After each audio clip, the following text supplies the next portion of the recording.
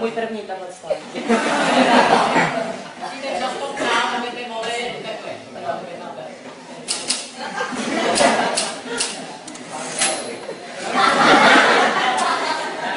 Já vždycky řeknu nějakou větu a udělám pauzu, abyste si to mohli.